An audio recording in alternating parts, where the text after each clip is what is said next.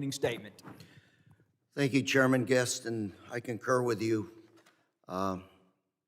Thank you for being chair of this committee. I look forward to working with you on border security. Border security, in my opinion, is not just border security, it's national security. And this is not an issue of Democrats or Republicans, but rather it's an issue that addresses all taxpayers, all citizens in this great nation.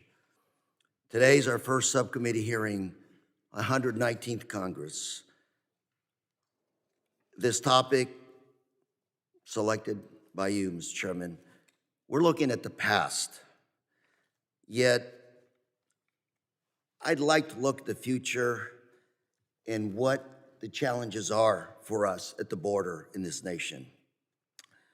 We're not looking at conducting oversight on how the Trump administration is ripping away legal statuses, legal rights, work permits from immigrants lawfully within this country, ending parole for Ukrainian war refugees or Venezuelans or Cubans, in addition to ending status for Afghan refugees who fought alongside American troops in Afghanistan.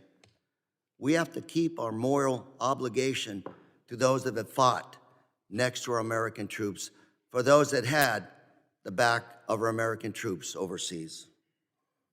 We don't want to talk about ICE agents questioning and arresting American citizens, U.S. citizens, Mr. Chairman, or efforts to deport U.S. veterans, immigrant veterans that have been essentially fighting for this country, or U.S. citizen children with brain cancer. We need to address these issues, Mr. Chairman. I recently met with frontline CBP officers who expressed frustration with this new administration and how they're addressing efficiency initiatives. Yet today, we won't be discussing those issues. Instead, we're looking at the past. But let's be clear.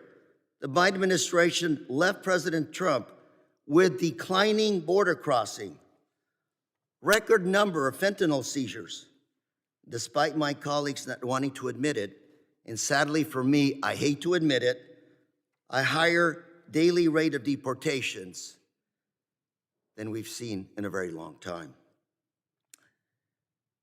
When President Trump first left office, unauthorized border crossings were at a rise. Gotaways were on a rise, and synthetic opioid deaths were also on the rise. In fact, in those days, they were already calling it a crisis, and that was in the President Trump's first watch.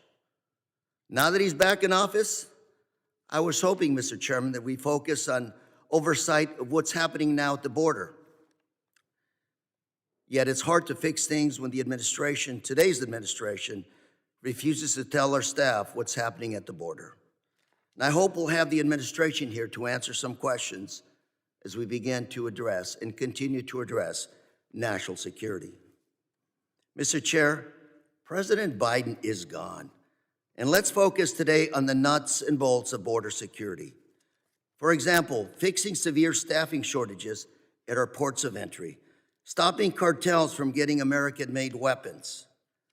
Those are the issues we need to focus on. Yet today, the new administration is doubling down on cutting the federal workforce and gutting DHS in the name of efficiency and cost savings. Yet we're completely overlooking the fact that Secretary Noem just spent $200 million on TV ads praising the new president.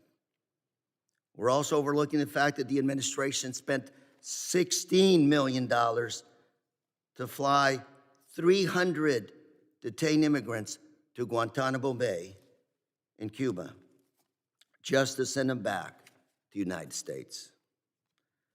And it's also my understanding that this new administration also directed our soldiers to construct tents and hold detained immigrants in Guantanamo at a cost of $3 million.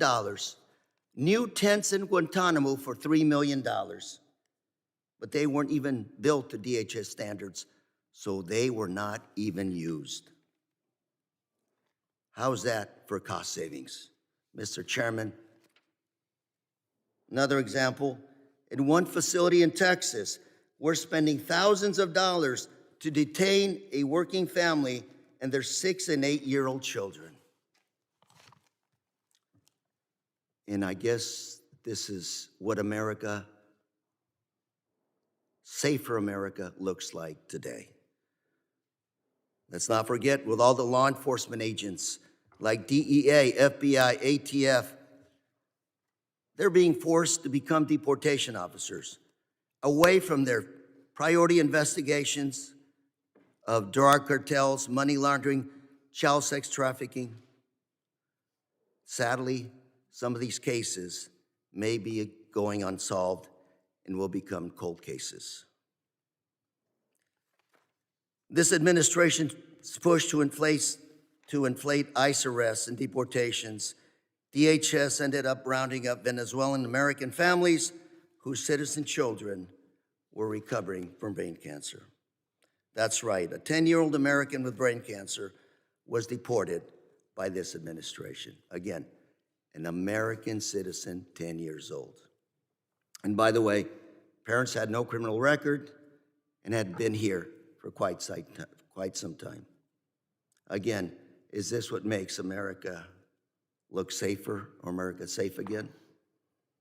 Mr. Chairman, I look forward to working with you on future hearings to focus on what makes our border stronger, safer, what keeps our neighborhoods safe, what keeps fentanyl, other narcotics off our streets, as well as bad people from entering this country.